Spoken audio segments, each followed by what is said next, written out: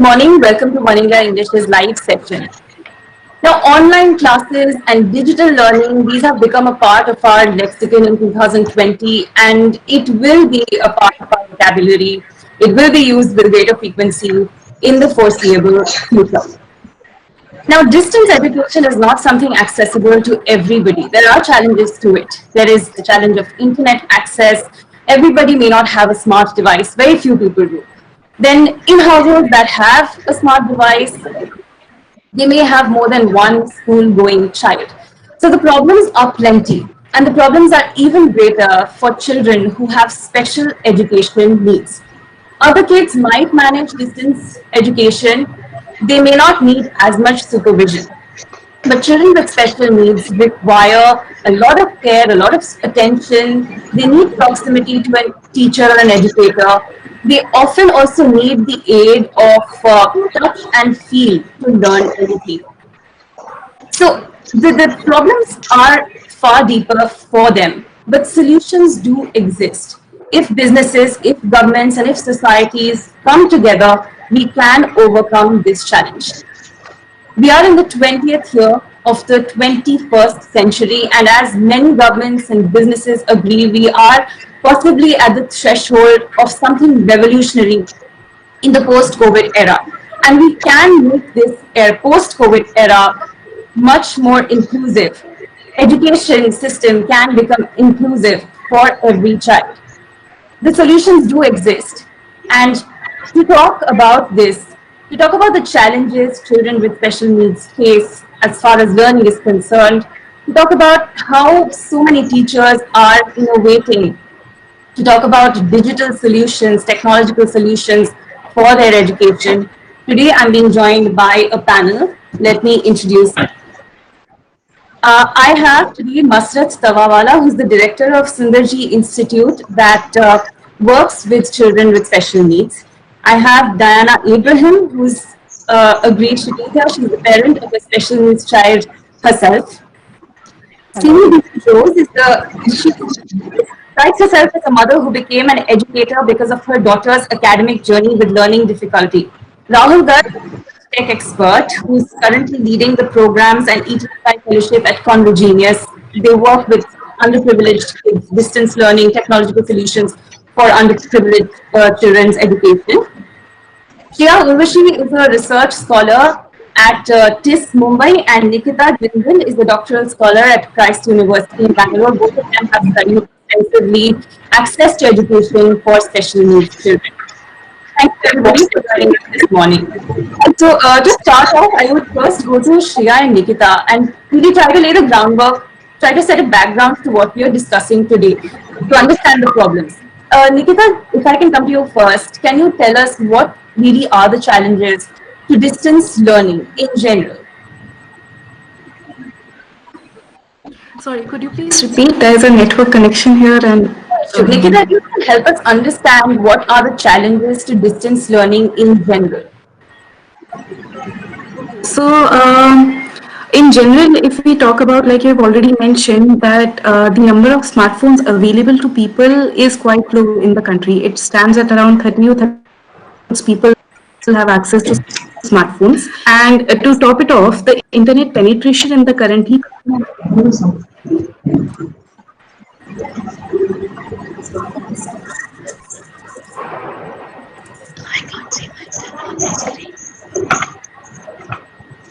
is generally assumed that everyone has to internet connection because we live in urban area, but that is not the case in rural areas, and also the connectivity issues are huge. One is lockdown that connectivity issues have tremendous for all of us in urban areas as well. To think about rural areas and northeastern states where it is anyway has always been a problem.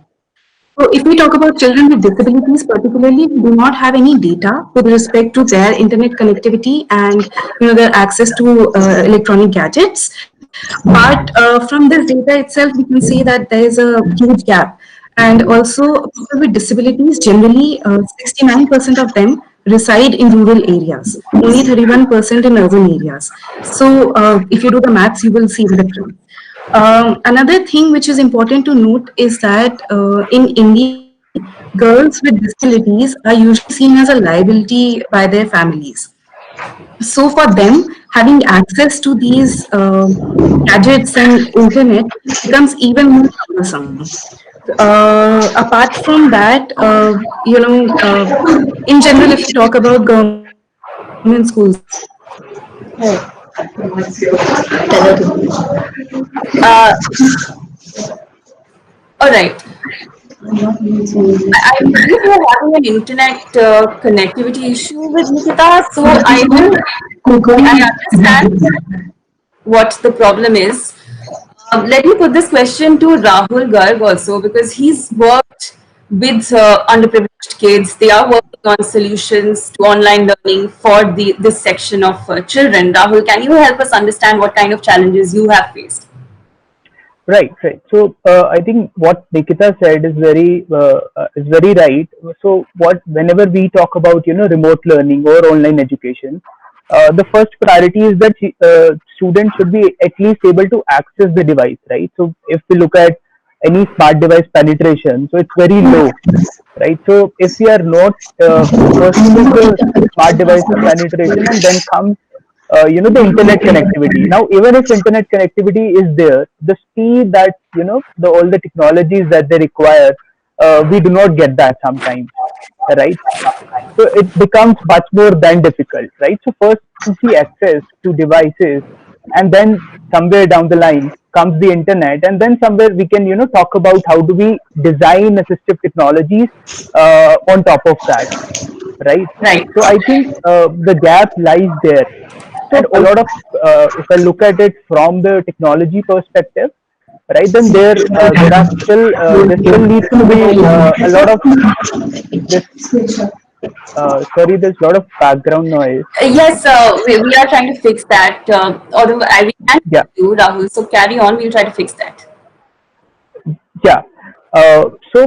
Basically, if I look at it from the tech side, right, I mean, we can only reach out to people who at least have the access, and obviously there needs to be a bigger discussion on this. How do we make it accessible?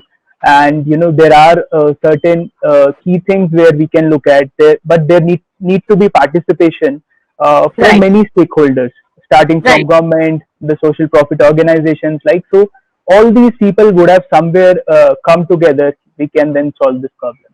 Right. We will come to solutions towards the end. First, Yeah, let's understand how people are, like, what are the challenges and how our teachers and student parents especially are coping with this. Before that, Shreya, through your research, I mean, I understand that there are some, since we uh, this section of children are often ignored by the mainstream, but there are special needs children even in rural households, and the problem is even greater.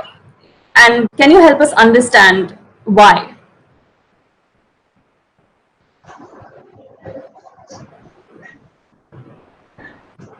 Your mic is off. yeah, that's for me, right? Yes, Shreya. Okay.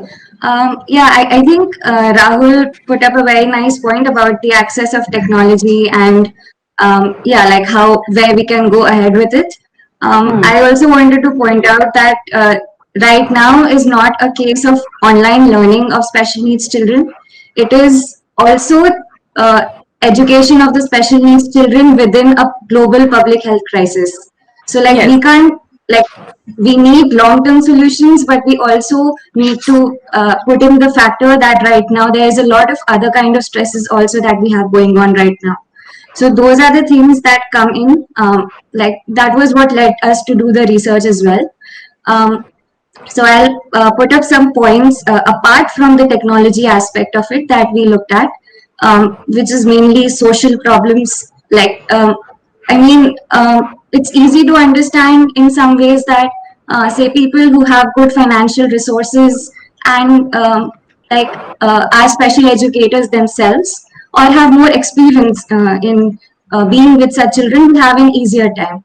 Now, if we compare that with families that have say who are shifting their houses right now or who have Hmm. lost their jobs right now or or have like or are doing more jobs, are like working from home, and like as the reports show, the work from home has just become more and more stressful. Yeah. So how would these families tackle online classes of these special children? Now, I mean, it is easy to understand, like when we shifted classes online, um, I mean, it's not a very easy task to make small children sit in front of a laptop listening intently to what the teacher is saying. Now, there are children for whom it is difficult to even sit in classrooms, but over there, special educators are taught to take an individualized approach and say if there are 10 students, there are 10 ways to make them sit. Now, they can't do that online. I mean, we have teachers who are doing the absolute best. There are teachers who are traveling to the homes of every student and trying to put up these issues, but that is like that can't be a solution to this. So in such a case, and then the parents at their homes are busy with their own jobs, or are Yeah. even because they've never done this before, they don't know how to make the children sit. So these are Right. the kind of issues that are playing out very differently, in like all the different households. And the Right. other social and economic factors have also been playing a huge role. There's also the issue of sign language. Then there are a lot of families, due to social stigma or maybe due to inaccessibility, do not know sign language, and when now they cannot communicate with their deaf child. So then there's also the emotional toil that happens along with social and economic problems. Correct, Shreya. That was, in fact, eye-opening when you told me. We don't think about it so much, but when you actually tell me that there are parents who don't know how to communicate with their own child, we know how distressing that must feel under these circumstances. I would like to bring in Diana Abraham. At this point, she's a parent of a daughter with special needs. I want to understand from you, Diana, how are you coping with this education under a pandemic? Is it especially challenging this time to manage housework, to manage office work, and your child's education? She needs your attention constantly, I believe. Do you feel like you're playing a greater role in education right now than before? Thank you, Dipavali, and thank you, panel members. Yes, it's definitely a challenge, much more than before, because right now I'm looking at so many things to do. I have to look after my daughter's, not only studies, but her therapy needs. And then I have housework, then I have my office work. So it's too much packed into a day and too much packed into my mind also. Special children, every aspect of their day-to-day life has to be supervised. They have to be trained in various aspects of their daily living. So it's a constant training process for a child. And as a parent, I'm constantly taken the role of a teacher. I mean, from before itself. So teaching her to communicate, teaching her to express her wants, teaching her to learn her teaching her daily living skills, toileting and washing, taking care of herself, eating. And as the child is growing, there are more and more such issues coming up. And then besides that, there are various therapy needs that need to be addressed, like exercises need to be done. There is a lot of other things need to be taught, and this is apart from the school studies. So there is a whole lot of thing piling up. I would say piling up. But what do? We have to manage. This is a problem faced by everyone, and I feel it's more now. The situation is more about managing what all we have to do, prioritize. Of course, the child is a priority, but other things are also, if not more important, equally important. So, as a parent, I'm trying my best to manage all the things that need to be done on a priority basis. And so I'm trying to get things moving. Okay. And again, looking at everything with a positive approach, saying that, okay, this is a challenge, but it's not impossible. So let's face it and let's just do something about it. All So right. that's my take on the situation. If I can put the same question to Sini ma'am, who's I know you have a role as a special educator as well, but if you can speak as a parent and just share your experiences during this pandemic.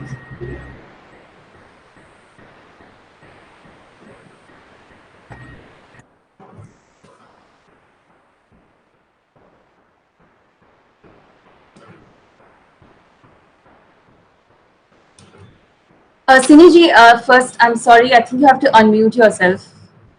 Yeah, sorry. I would like to tell from my personal experience that I strongly believe now that every crisis gives us a lot to learn. I was taking LD children, SLD dyslexic children who were coming to my home, and suddenly the lockdown happened. And my only concern at that time was whatever I have taught, the child should not forget in the next coming week. We never knew that it is going to be 100 days, 120 days. We had no clue about it.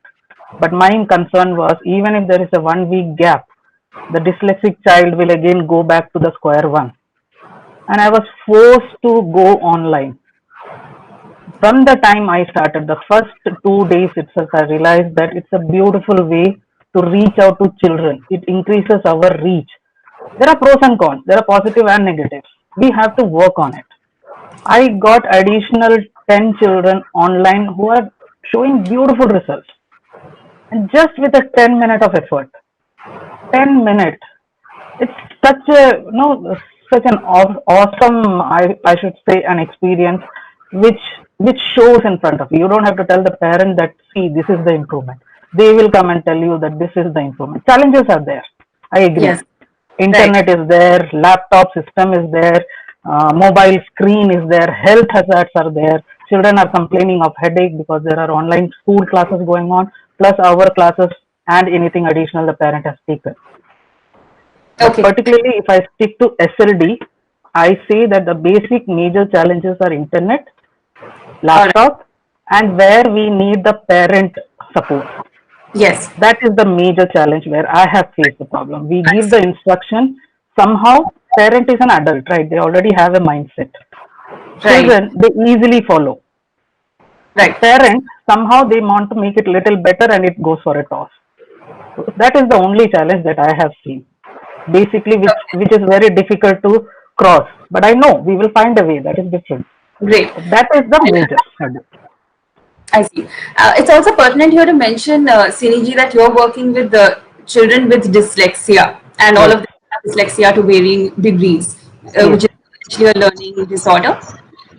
I would like to bring in Masrat ji here, who runs Sundarji Institute for Special Children in Pune. Masrat ji, children with special needs, we understand, need a lot of attention, and they also require different methods of learning that involve touch and feel. So, how have you made this transition to online learning for your students? So good morning, all the panelists, and thank you India1.com for having me over.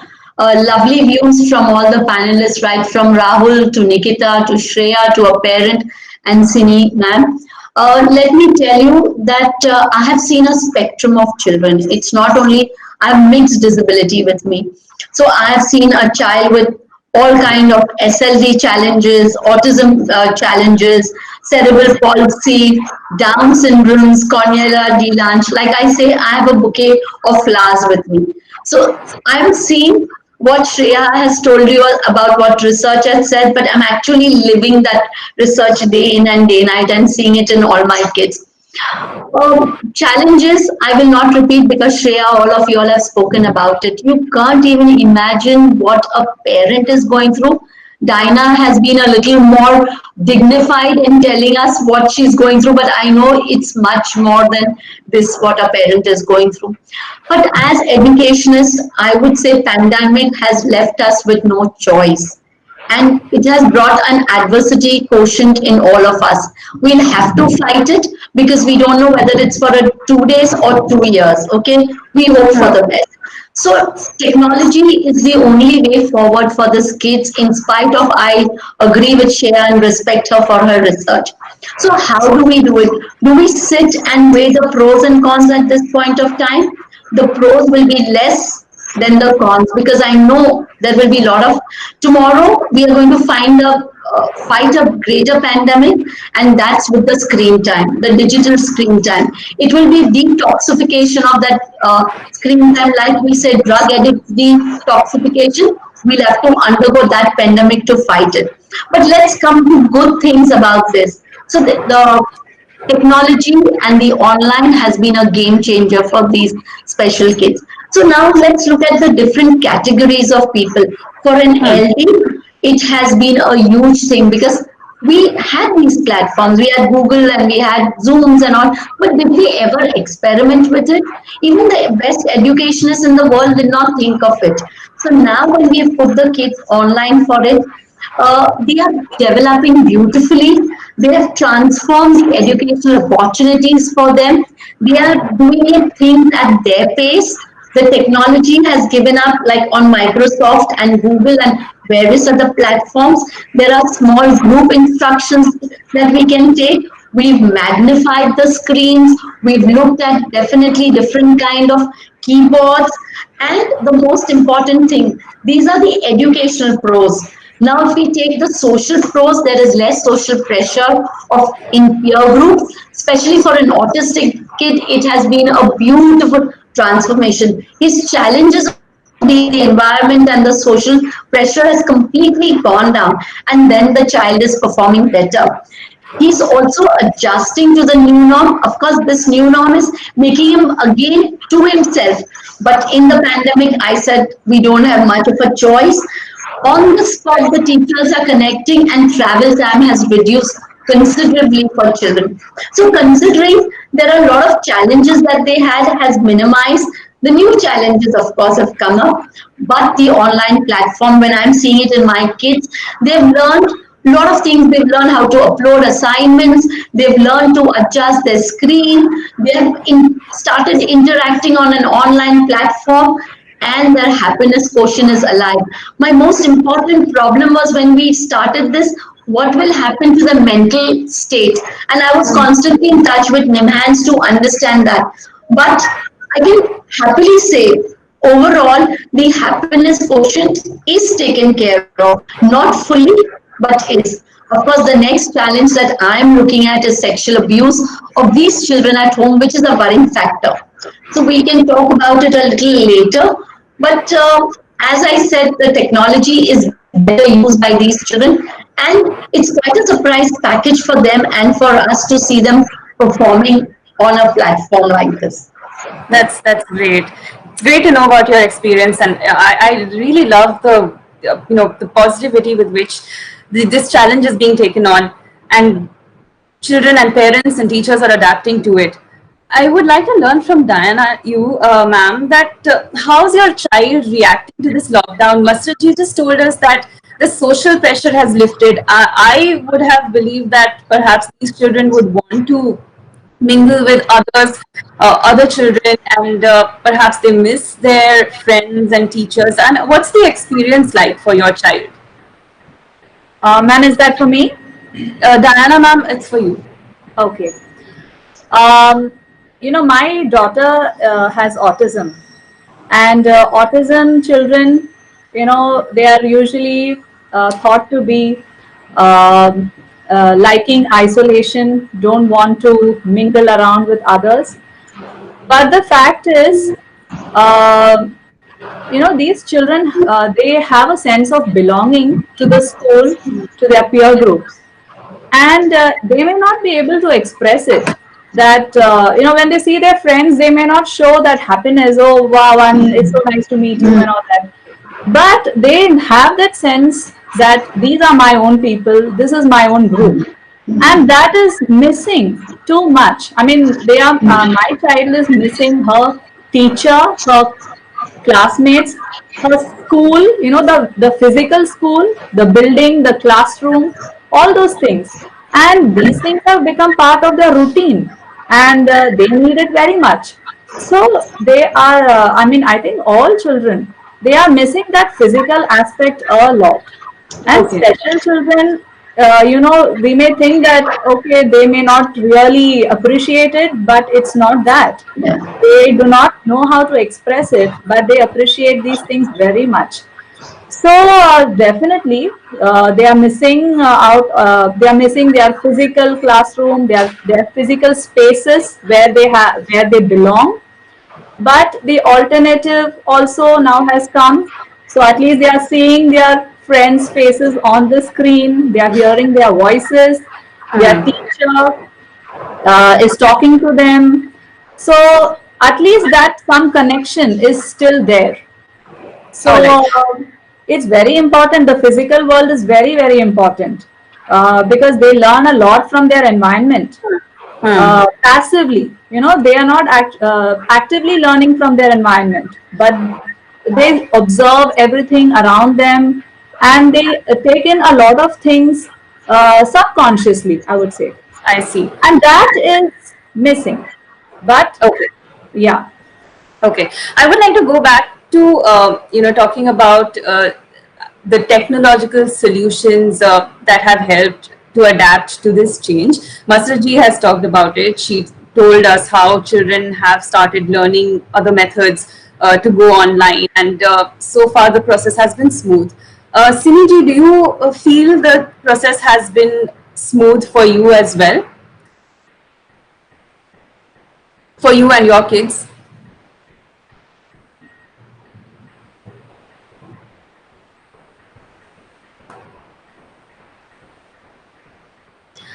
I believe you need to unmute first. I think you're still muted.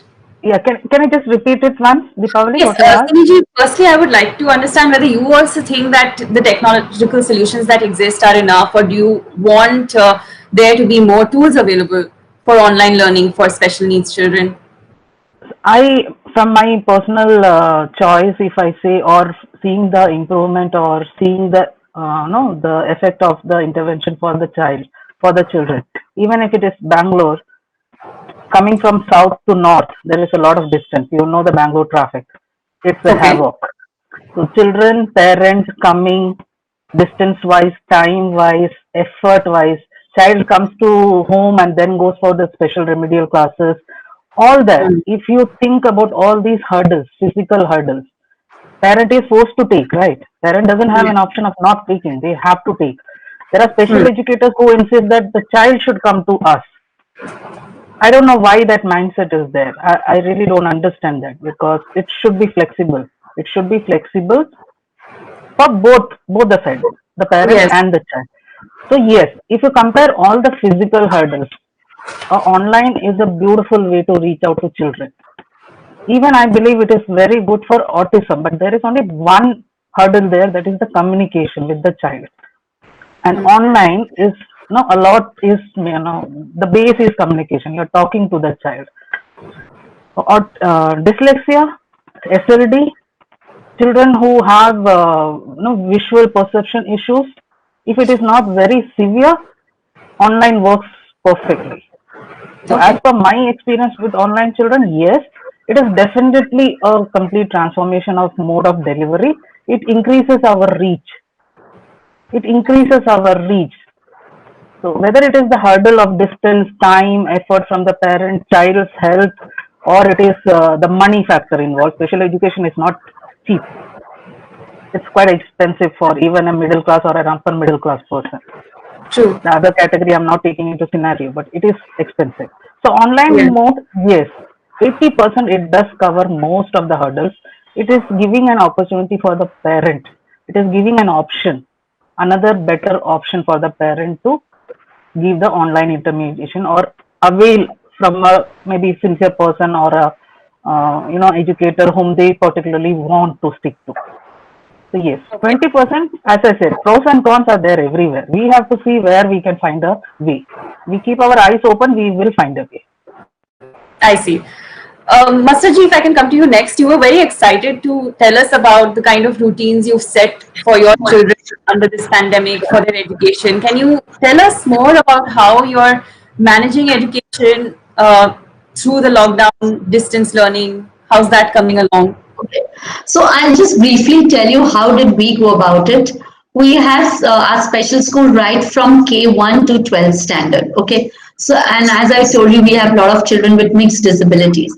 So first and the foremost, it started with our trainers of special educators, the entire staff, the support staff and the non-support staff had to get trained in the online platform.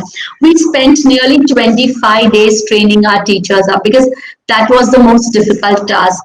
And those sessions went for long hours, sometimes at 8 o'clock in the night, 9 o'clock in the night, because the adversity quotient was very high. A parent is also a teacher, and a teacher is also a parent. And with house help, no house help, you can imagine what challenges we face. But we chose Microsoft Teams, which is more child friendly, which is more special needs friendly, and we got the entire staff trained. We trained the parents into this module. We took a couple of days to train the parents, and then finally we came down to the children's training. So it was a 3-tier training. Once we that was done in the entire month of May. After that, we looked into various applications were there that was on Microsoft Teams, which would make it interesting because experiences are not there. Like when you say touch, feel, those experiences are bound to go miss. Sensory experience will go amiss. So how do we make best use of technology and bring about a blended learning?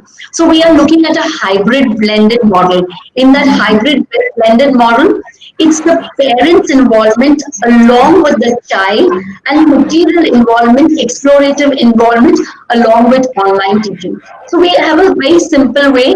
We have a plan going online to parents. A week before, we tell the parents to keep so and so things ready for touch, feel, and multisensory approach. The teacher uses all the different kind of applications that Microsoft Teams offer, Sway, whiteboard, and audio visual, which keeps the child engaged. We have to keep in mind the engagement factor in learning. Without the engagement factor, no learning is going to take place. And considering that we are now online, so various things are kept into mind. Plus, little videos are sent to parents. We cannot go beyond the screen time. Okay, if a child in K2 has 1 hour of screen time, we cannot go for 2 hours. So at that time, videos are sent again by the children. So the child is seeing the teacher connecting.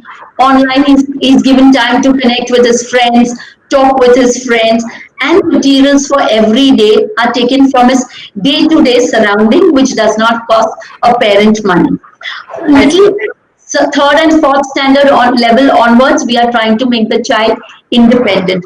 We also upload a lot of things on Microsoft Teams if a parent is working. So then later on, the parent and the child can sit across and do activities.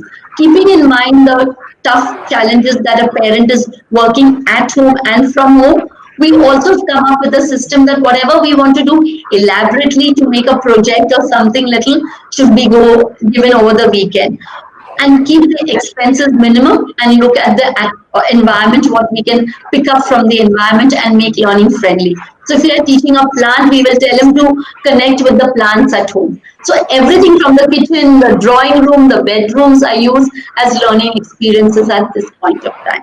And we are That's trying to better routines. Thank you. That's really great. I mean, it's heartening to know the way you have adapted to this transition, all of you, all the parents and teachers on this program. Let me move this discussion to Edtech platforms now, because that is something that will play a bigger role. It is already playing a bigger role and will in the future of distance learning.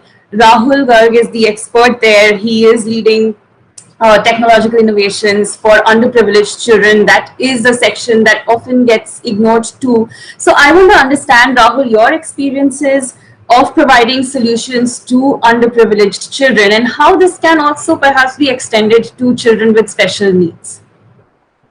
Right, right. Firstly, I think from the discussion going on so far, I think from Siniji talking about how she has accepted the whole thing, right? And Yes. Masaraji's innovations, and So all of this, I think, gives me also, I think, from tech side, I think there's a lot of hope and the adaptability that I see as to how we are going about it, right? So, I mean, I have been working in this space and serving the underprivileged kids and designing solutions for them. See, all the kids are, if you talk about general kids, they are not very different from each other, right? So all their learning needs are obviously similar. But when we talk about special kids, right? So their tech has a big role to play there. I mean, how all the co-panelists have sort of adopted it gives me a hope. But there are a lot of things that EdTech has to offer still, right? Which means, I mean, if you look at accessible content, a lot of we are, facing issues around. Let's say if a child is visually impaired, then maybe subtitling of the Yeah. platform having the features of subtitles can work wonders for them, right? The ability to chat can also give that experience to these students as to can imitate the whole experience at least for them, right? And if we look at someone who cannot hear or maybe deaf children, then a lot of content can be designed with the sign language, and obviously the educators can there help, right? So yeah, I mean, EdTech won't have to do a lot of things to make it happen. I mean, within the content that is available, even if we put some, even if we do some, we give the ability the students to change the text size, can work for dyslexic kids as well, right? If we Yes. include subtitles, can work for dyslexic kids, right? So all these, I mean, even if we are able to give them color changes, the ability to change the brightness and all, can solve it for these kids. All right. Nikita, if you can, since I wanted to go to other panelists first because they have a lived experience with the children with special needs.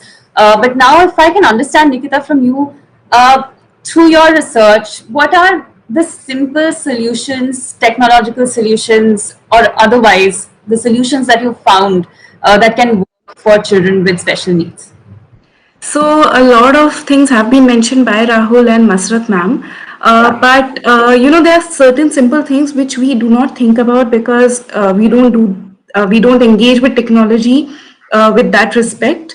But for example, for hearing impaired, like Rahul just mentioned, what can easily be done is that when teachers are sending out their WhatsApp voice notes as lectures, they can also send in a brief write-up of what they are talking about so that these children can read whatever the teacher wants to deliver to them.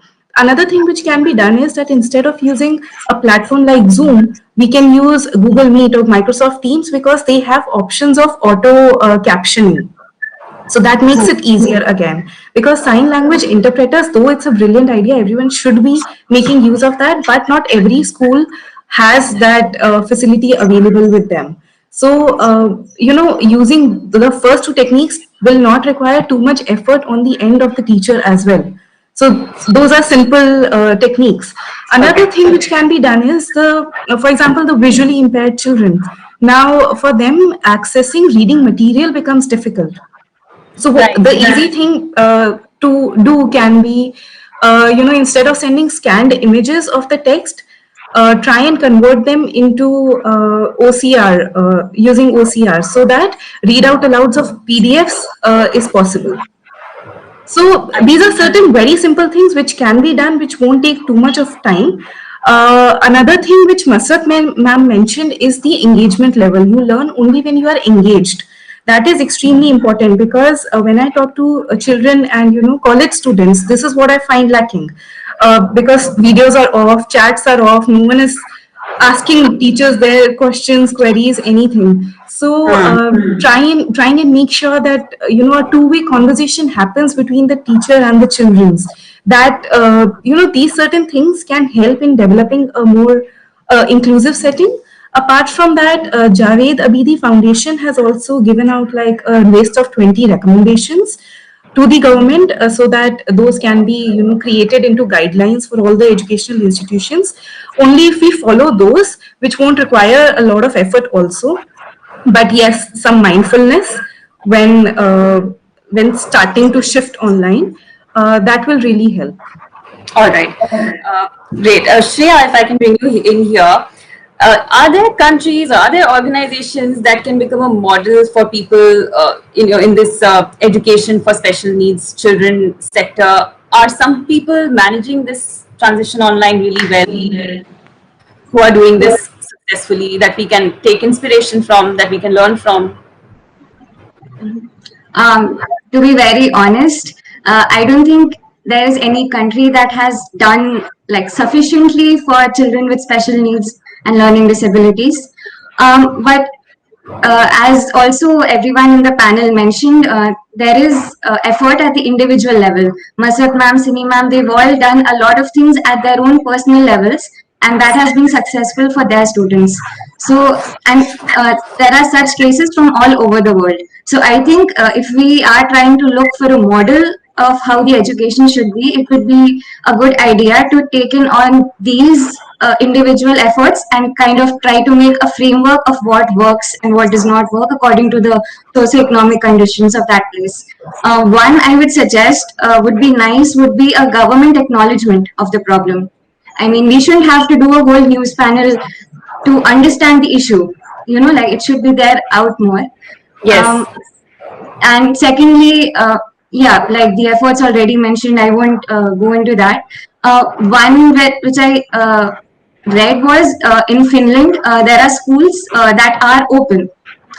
So students are not allowed to come in, but then I mean, they don't have to come, but then if they don't have the access at home and their studies are getting hampered, they can come to the school to sit or maybe just to take laptops and computers and then go back home. So this is what they say that they do. Like I don't know how much of it practically happens, but this seems like a good way to handle the issue of inaccessibility. And there was the other idea of there are teachers who put up with the concept of having a structure with a lot of flexibility. So, you know, where we're talking about engagement and how physical meeting is important and of that. So there are children who do very well in like a very fixed routine. You know, like they have to have things a certain way. So having a structure even in online classes would help that.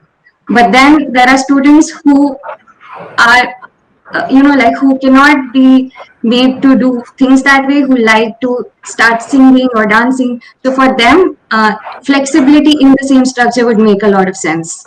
So they have to do activities according to a time, but then they can only do as many activities as they would like some Right. that kind of a framework. And then there was one idea that I read, which was regular meetups of special educators and special parents, where they discuss their problems and where they kind of learn from each other. So those kind of meetups can also help. I mean, Right. online meetups definitely, but yeah. Right.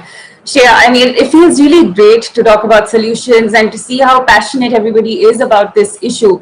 I don't want to dwell on the problems, but this is something Shreya told me, that the absence of data about internet access for special needs children is something that really underlines how big the problem is. The government doesn't have any data about how many special needs children have access to the internet, and that too at a education is going online. So that's a huge problem we are dealing with. But of course, everybody here is a part of the solution. Rahul, I want to understand, see, EdTech is becoming really big now, but much of the apps that we have are catering to other students. They're not focusing on special education. Even though they're immensely funded, their focus is more on the mainstream. So already have already talked about how innovative learning, digital learning can be applied for children with special needs. But can you tell us whether this can also be a successful business model? Can there be more edtech startups working in this direction? Yes, for sure. See, if you look at the edtech players right now, they are charging about 30,000 to 40,000 per child for a solution which is non which is not which doesn't cater to special children. But that I think from my experience that can be 10% of the cost, that can be done in the 10% of the cost.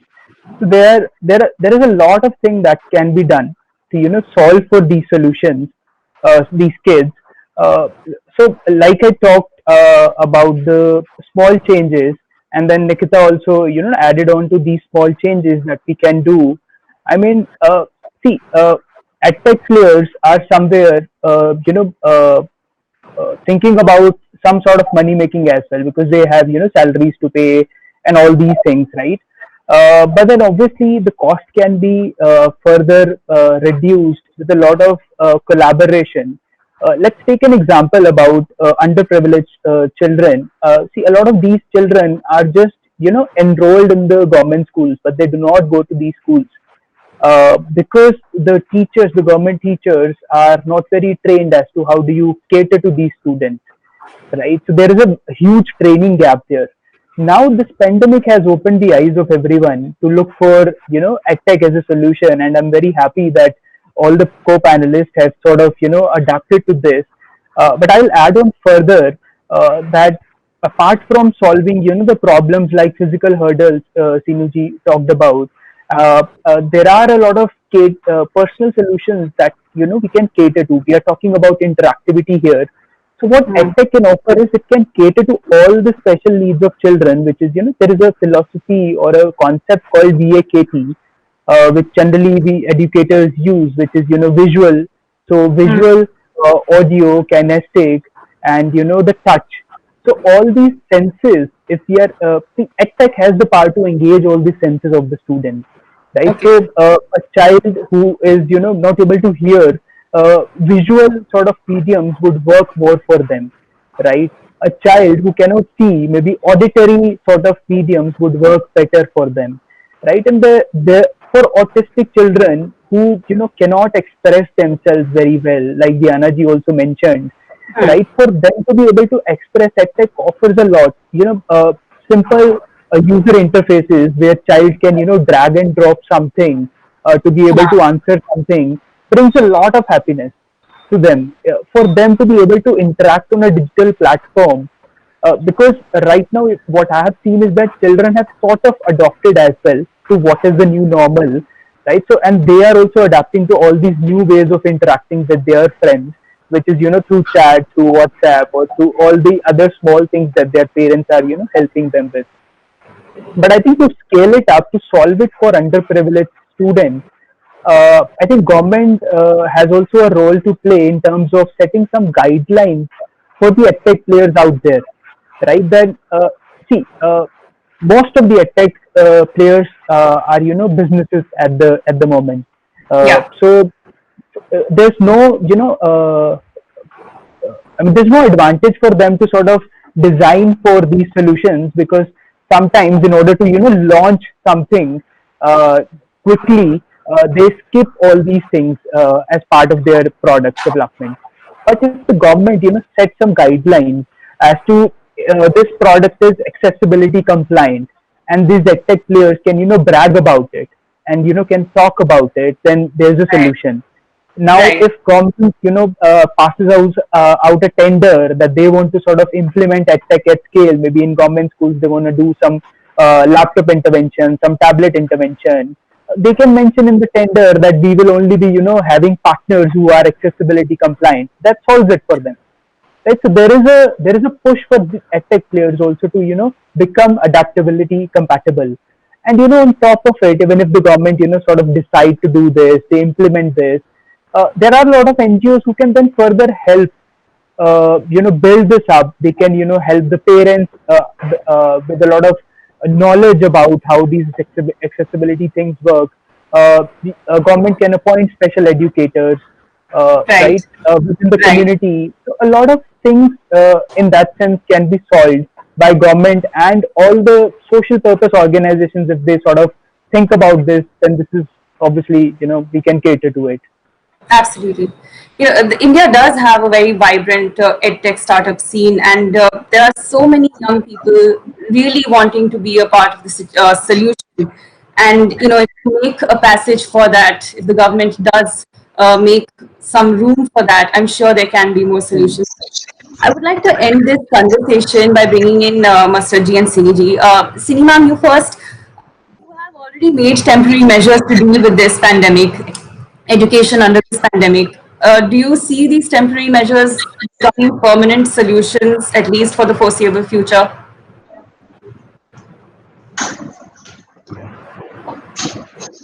Mike, Mike. Yeah, your mic, ma'am. I'm missing that every now and then. Sorry about that. No problem. For me, online intervention remedial, it's not a temporary solution. It's a permanent one.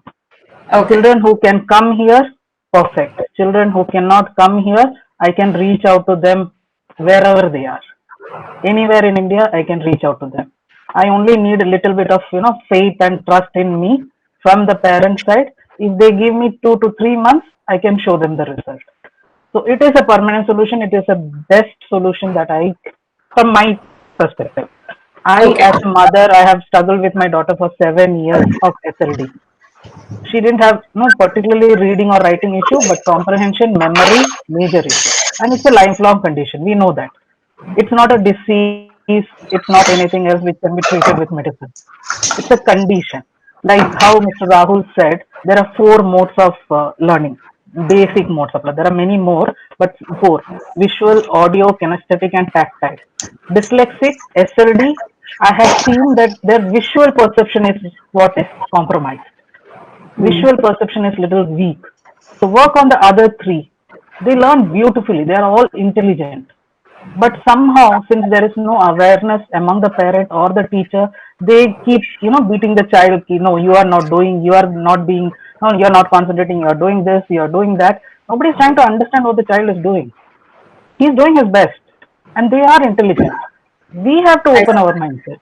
Yeah. We have to teach them in their dominant learning style, whether they are dyslexic, whether they are SLD, whether they are autistic, whether they have cerebral palsy, anything, they have one or other strength. We have to find that and we have to teach them in their dominant learning style. That is my tagline. Their dominant learning style. That is the key word. Anybody I see. can learn. Learning can happen anytime. If not today, tomorrow it will happen. It will happen. This is I'm my glad take. to hear that. And Mustard ji, do you have? Can you tell us going forward for your Yeah. institution? What are the plans? This condition is very likely to stay for a while now. So, Right. is the online mode working really well for you? So, Dipavali, I'm going to have a slightly different take for all special needs across Yes. the world, and Right. especially in India, because we have so many special needs children. I would want to bring an hybrid model.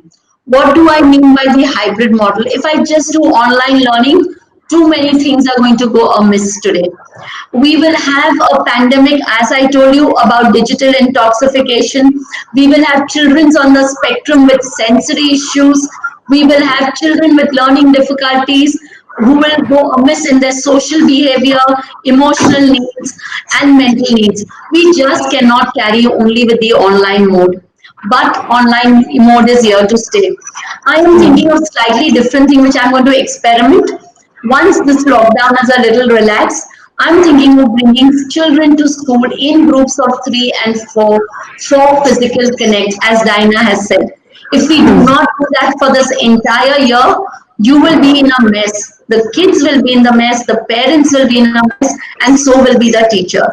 So, whatever works best for each one is that have online, bring the kids back as and when you can, at least for say once in 2 months, I mean, sorry, twice in a month, because that will help him to connect the route, the coming, meeting the teacher, meeting another two kids in the physical world, touching his chairs, tables, sanitizing, washing hands, do everything, but see that your kid is there to see the physical school, which is extremely important. Make him understand there that yes, you are into this physical world and also you are in the online world. That is the new norm and that's the way forward. If you are not going to do that, God bless our kids, our parents, and our children, which I'm It really was, worried about. I see. It was really inspiring for me to speak to all of you today, to know how, how many solutions exist, and there are so many people working in a positive direction. The problem, we know, it's deeply concerning, but the solutions are there, and we can implement them. All of you on our panel are change makers in your own right, whether you are researching on the situation, exposing gaps, and sparking conversations. You're a parent yourself who's taken on the role of a teacher.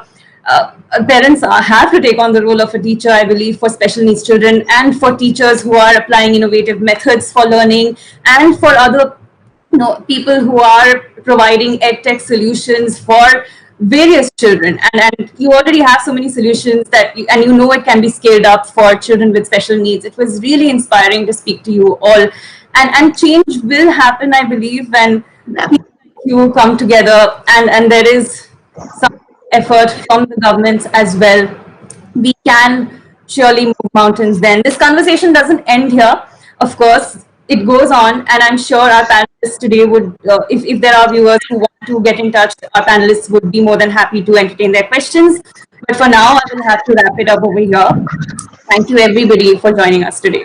It was a Deepavali, pleasure. I just want to tell you, if Yes. anybody needs help for special children and how to go about it, especially on this online platform, Sundarji's Global Academia will more than ready to help them. So please pass the message around. I will pass the message for everybody here. Everybody's role is really important. Thank you so much, all of Thank you, for you. joining us. Thank you for having us Thank you, on your Deepavali. Thank platform. you for Thank having you, us. India Thank you for One. the session. Thank you. Thank you Thank so you much. very much. Thank you very much.